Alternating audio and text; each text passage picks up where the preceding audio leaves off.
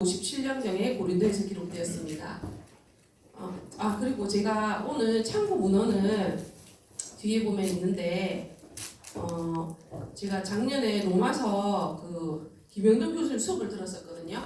그것도 조금 넣어가지고 했습니다.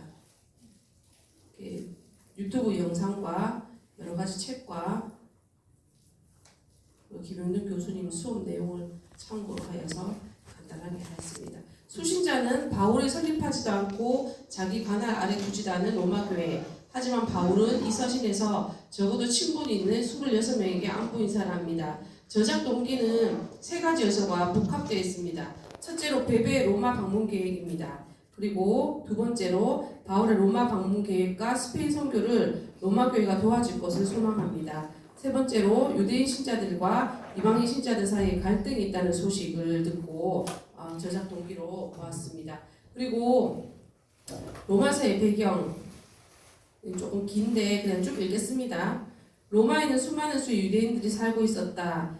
로마 자체가 자연스럽게 각종 인종들이 모인 도시이기도 했지만 폼페이우스가 주전 63년에 예루살렘을 점령한 후 수천 명의 유대인들을 노예로 끌고 왔기 때문이기도 했다. 이들 중에 많은 사람들은 그 뒤에 자유롭고 풀려났는데 이는 로마에 있었던 대부분의 유대인들이 노예 아니면 자유인의 신분을 가지는 결과를 낳았다.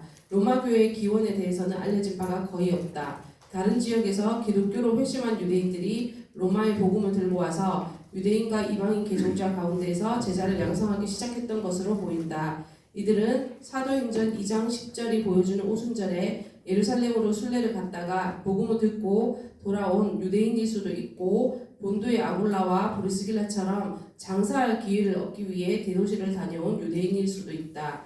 로마의 기독교는 유대적 색채가 짙었을 것으로 보인다. 주 49년에 클라디우스 황제는 유대인들 가운데 일부를 로마로부터 추방하였다. 이게 가장 큰 사건이죠. 이 조치는 2세기 초 로마의 역사가였던 수에토니우스가 크레스투스라고 불렸던 한 사람 때문에 유대 공동체에서 일어났던 소요 때문에 내려졌다. 당시 노예에게 흔하게 붙여졌던 크레스투스라는 이름을 가진 어떤 사람이 폭동을 일으켰을 가능성이 여전히 남아있지만 수에토니우스가 메시아의 헬라어에 해당하는 크리스토스를 크리스토스로 잘못 표기했을 가능성이 매우 높다. 다른 지역에서와 같이 로마의 많은 유대인들도 분명 그가 이스라엘의 약속된 메시아라는 선포를 거부하였을 것이다. 이 문제로 인해 평화가 깨어지자 황제는 다름 아닌 세계의 수도에서 시민들 간의 일치가 깨어지는 것을 막기 위해 강력한 조치를 내리기에 이른다. 로마 교회는 지도적 위치에 있었던 유대 그리스도인들이 추방당한 다음에도 유지될 수 있을 만큼 든든했던 모양이다. 그리고 로마 교회는 유대 그리스도인들 없이도 계속 성장해 나갔다. 클라디우스의 죽음 이후 추방령은 철회되었고 추방당했던 유대 그리스도인들은 이제 이방인들이 주류를 이루게 된 교회로 돌아왔다. 귀환한 자들과 남겨져 있던 자들 사이에 어떤 갈등이 있었을 것이다. 5년 이상의 기간 동안 교회는 계속해서 자랐고 유대 그리스도인들의 직접적인 영향력과 지도력이 없는 가운데 진화되어 갔다. 이제 양쪽 모두가 서로에게 적응을 해 나가야만 했다. 유대 그리스도인들은 더 이상 그들이 원하는 방향으로 가지 않는 교회에 적응을 해야 했고 이방 그리스도인들은 이상해 보이는 유대인 형제 자매들에게 적응해 가야만 했다. 이방 그리스도인들은 유대 그리스도인들의 관습을 존중하기는커녕 이해하기도 쉽지 않았고 서로에게 동화되기는 더욱 쉽지 않았다. 로마서에 담긴 바울의 말씀은 이렇게 공동체 속에서 발생한 갈등을 겨냥한 말씀이었다. 바울은 이 공동체가 당하고 있는 어떤 전환기에 로마서를 기록하고 있다. 그리고 바울의 논리 중 많은 부분이 이 전환기에 교회의 일치를 유지하고 내부의 결속을 강화하려는 바울의 시도로서 이해될 수 있다. 로마서에서 가장 큰 거는 유대인들이 쫓겨났잖아요. 추방당하고 다시 돌아오고 난 다음에 계속 싸우잖아요. 그게 제일 큰 것 같아요. 그러면서 약하고 강한 그런 비유가 나오고 합니다. 그리고 강조점에서는 유대인과 이방인이 함께 하나님의 백성을 이룸 그리고 그리스도를 통해 이루어지는 하나님의 구원에서 유대인들의 역할 3. 오직 은혜로 예수 그리스도에 대한 믿음을 통해 얻으며 성령으로 효력이 나타나는 구원 4. 참된 의의 열매는 율법이 아니라 성령을 통해 맺음 현 시대에 하나님의 백성으로 일치를 이루고 살려면 성령으로 마음이 변화되어야 함. 로마서를 읽을 때 중요한 것은 답을 요구하는 많은 세부적인 문제들에 빠져 시간을 허비하지 않아야 한다. 그러니까 전체적인 거를 보면서 세부적인 문제를 봐야 되지 전체적인 거를 안 보고 보면은 이해할 수 없다는 겁니다. 염두에 둬야 될 게 이게 디아트리베라고 계속 나오는데 디아트리베가 뭔지 한번 보겠습니다. 이 서신에서 바울이 사용한 논증 방법은 가상적 대화 논법, 고대 그리스 철학자들이 즐겨 사용한 논증 양식의 하나로 고대 수사학의 형태를 따른 것이다. 이거를 디아트리베를 한다. 스승이 제자들에게 가상의 대화를 통해 어떤 철학의 진리를 가르치는 방법이며 일반적으로 질문과 대화 형식으로 이루어진다.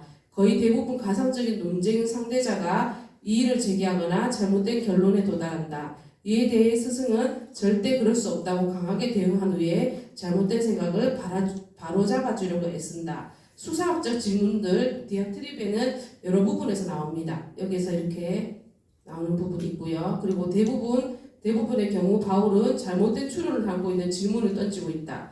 그러한 후에 그 추론이 얼마나 잘못된 것인가를 보여주고자 답을 제시한다.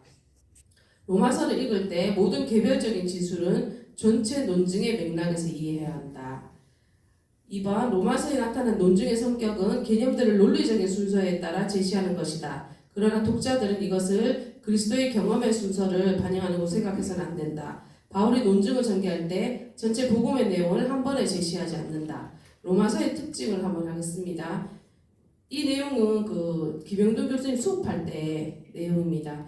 1번 로마서의 특징은 바울이 목회하지 않은 교회에게 보내진 편지이며 따라서 자신의 권위와 자신이 전하는 복음에 대해 변호를 해야 하는 필요성이 있었고요. 모든 사람들이 로마에 있는 그리스도인들의 믿음에 대해 이야기합니다. 14에서 16장은 교회 내의 문제들을 다루고 있고 경우나 정황을 몰랐다면 소식을 전해 들었을 가능성이 있습니다. 보름캄에 의하면 로마서는 바울의 마지막 의지와 유언이라고 하기도 합니다.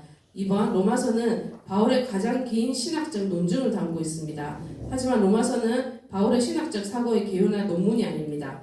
교회라는 용어가 16장에서만 등장하고 주의 만찬에 대한 언급이 없습니다. 그리고 십자가에 대한 언급이 없고 종말 파루시아에 대한 언급이 없다는 것을 한번 살펴봐야 될 것입니다. 로마서는 외적으로는 편집의 형태를 가지지만 내적으로는 바울의 신학적 사고, 연설의 표현입니다.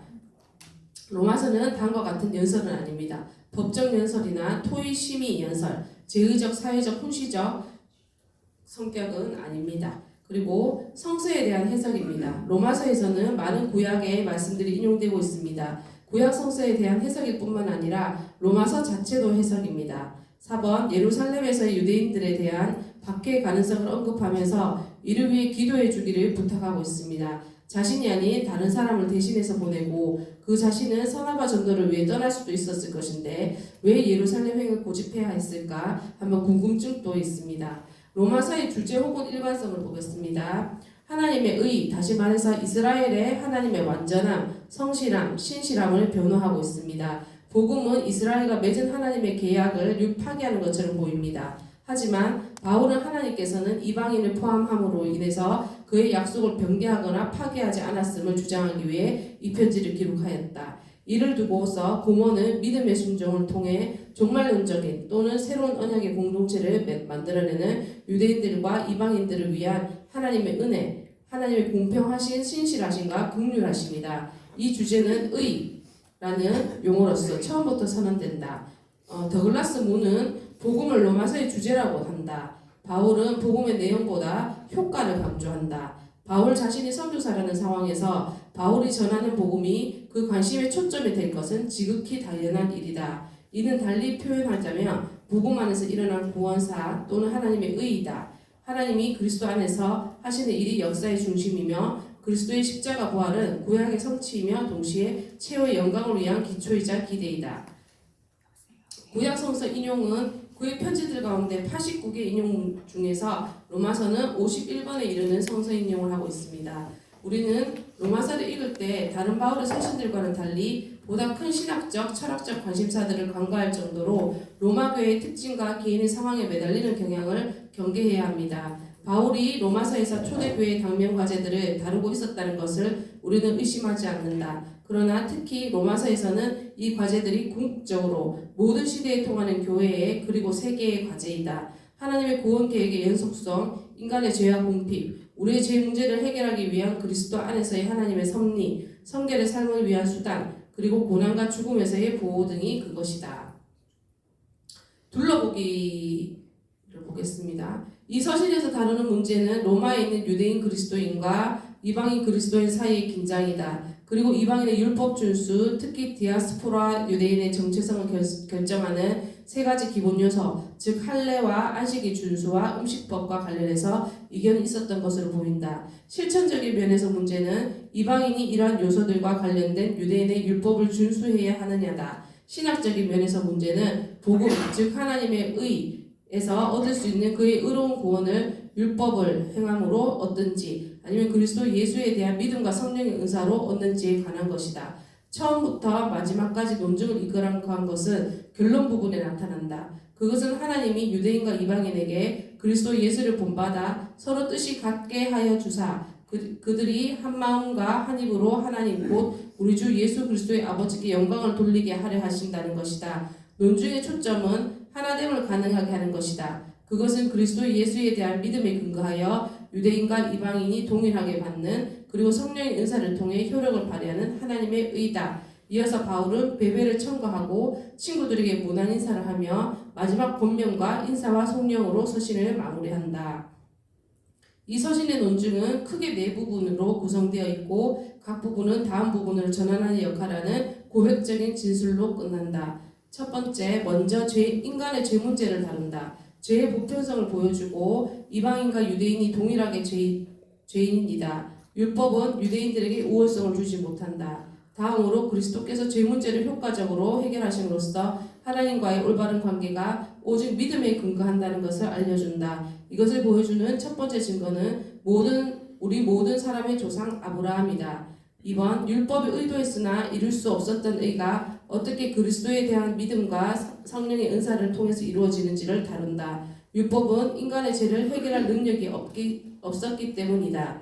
3번, 유대인의 불신앙에도 불구하고 이방인과 유대인 모두를 새 감람나무에 접붙이시는 하나님의 신실하심을 다룬다. 4번, 그리스도와 성령께서 성취하신 그래서 율법과 무관한 의를 믿음의 공동체 속에서 또 그 밖의 세계에서 맺는 관계들을 통해 본다.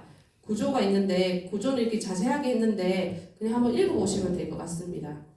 둘러보기를 보면은 그냥 대충 다 볼 수가 있으니까 자세한 거는 자세한 공부할 때 보면 될 것 같습니다. 네, 끝입니다.